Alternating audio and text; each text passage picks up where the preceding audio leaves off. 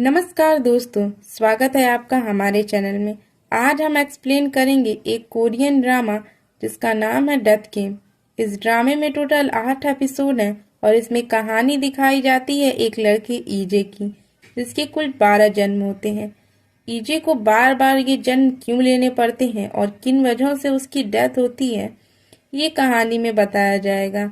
Episode 1 की शुरुआत में हमें दिखाया जाता है कि ईजे डरा सहमा जमीन पर पड़ा हुआ है। उसके सामने एक लड़की आती है और वो कहती है कि मेरे ढूंढने से पहले तुमने मुझे ढूंढ लिया, और वो ईजे को गोली मार देती है। ईजे खाई से गिरने लगता है और इसके बाद कहानी फ्लैशबैक में चली जाती है। हमें दिखाया जाता है 7 साल पहले। ईजे अपनी गर्लफ्रेंड जीसू से बात करता हुआ जा रहा होता है। आज ईजे का इंटरव्यू होता है। ईजे बहुत ही ज्यादा कॉन्फिडेंट होता है और वो खुश होकर के इंटरव्यू के लिए जा रहा होता है। ईजे अभी ग्रेजुएट नहीं हुआ है। तभी ईजे के पास से एक आदमी टकराकर भागता हुआ रोड के बीच में चला जाता है और एक गाड़ी आकर उस आदमी को टक्कर मार देती है। ईजे ये देख के घबरा जाता है। वो इस आदमी की जान बचाने की कोशिश करता है, लेकिन वो ऐसा नहीं कर पाता और वो आदमी देखते ही देखते ईजे की आंखों के सामने मर जाता है। ईजे ये इंसिडेंट देख के बहुत ही ज्यादा घबरा जाता है और डर जाता है और वो डरा सहमा इंटरव्यू के लिए जाता है। ईजे किसी भी सवालों का सही से जवाब नहीं दे पाता और इंटरव्यू में फेल हो जाता है।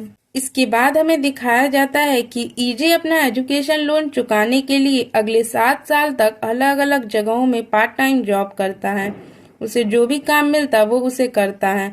ईजे की फाइनेंशियल कंडीशन अभी अच्छी नहीं है। एक दिन ईजे को फिर से उसी कंपनी से इंटरव्यू कॉल आती है जिस कंपनी में वो पहले इंटरव्यू दे चुका था। ईजे इंटरव्यू के लिए जाता है। वहाँ पर ईजे को उसकी लाइफ और उसके फाइनेंशियल कंडीशन और पार्ट टाइम जॉब के बारे में सवाल पूछा जाता है। ईजे कुछ जवाब तो नहीं दे पाता, लेकिन कंपनी का बॉस उसकी मेहनत देखकर इम्प्रेस होता है और उसकी तारीफ करता है कि इतना काम करने के बावजूद उसने काफी सर्टिफिकेट इकट्ठे किए हैं। कंपनी का बॉस उससे बहुत ज्यादा खुश होता है और वो उसकी बहुत ही तारीफ करता है। ईजे को लगता है कि अब तो उसे ये जॉब मिल ही जाएगी। जब ईजे इंटरव्यू हॉल से बाहर आता है तो उसे अपने दोस्त का मैसेज आता है कि जिस दोस्त के पास उसने अपने सारे पैसे इन्वेस्ट किए थे वो सारे पैसे गवा करके भाग चुका है। ईजे अपने उस दोस्त के घर जाता है और वह दरवाजा खोलने की कोशिश करता है, मगर दरवाजा नहीं खुलता।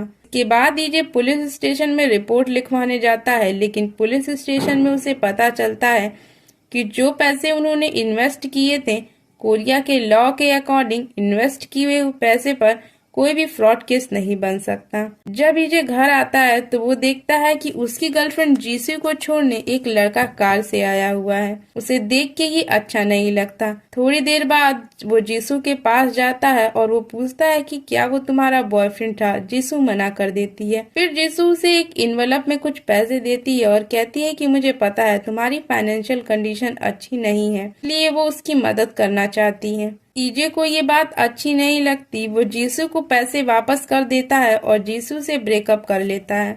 उसे लगता है कि जीसू एक अच्छा लाइफ पार्टनर डिजर्व करती है और उसे अब उसके साथ नहीं रहना चाहिए।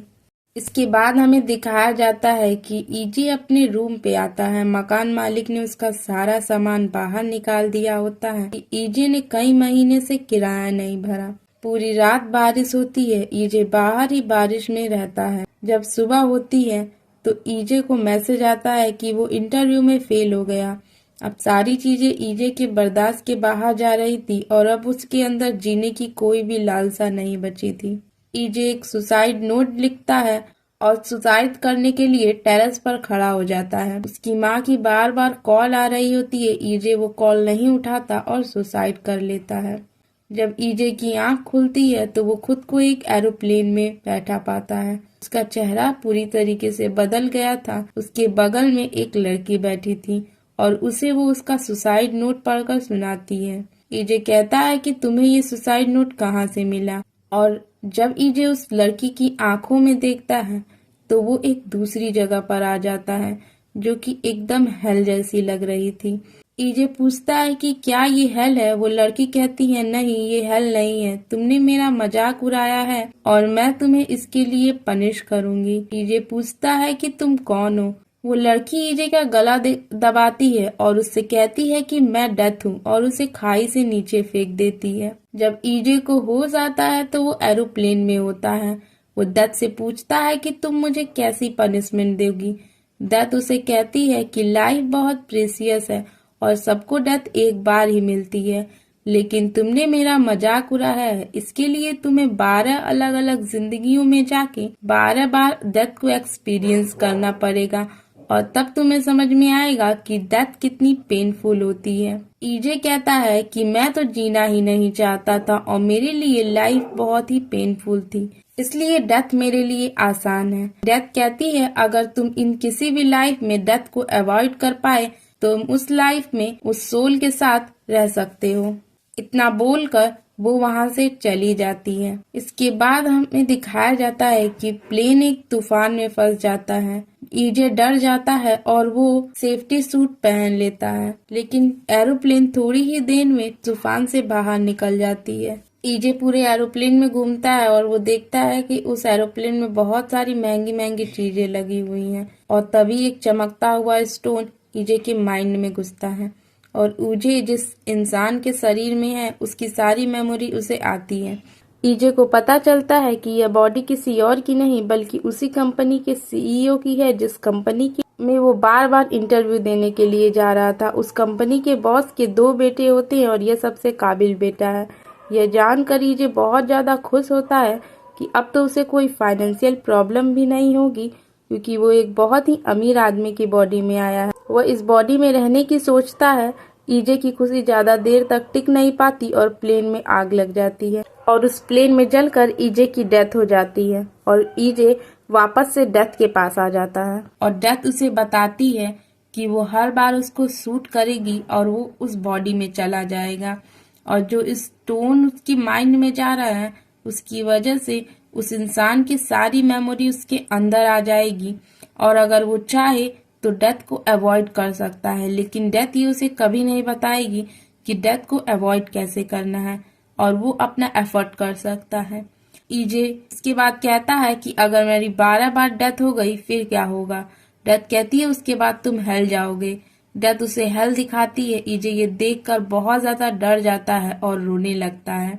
डेथ उसे सूट करने लगती है और हमें वही स्टार्टिंग का सीन दिखाया जाता है जब ईजे डरा सहमा जमीन पर पड़ा होता है।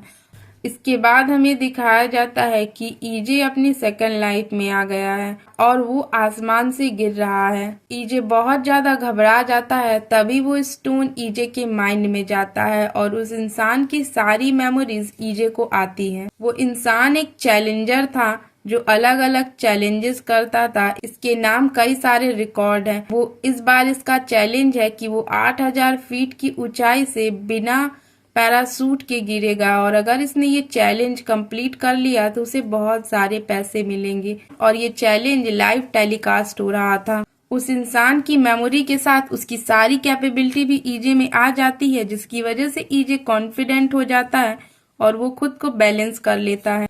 ईजे को एक नेट पे लैंड करना था और ईजे कॉन्फिडेंटली उस नेट पर लैंड करने की कोशिश करता है, लेकिन डिसबैलेंस होने की वजह से उसकी फिर से वहीं पे डेथ हो जाती है और फिर से ईजे एपिसोड की लास्ट में डेथ के पास आ जाता है।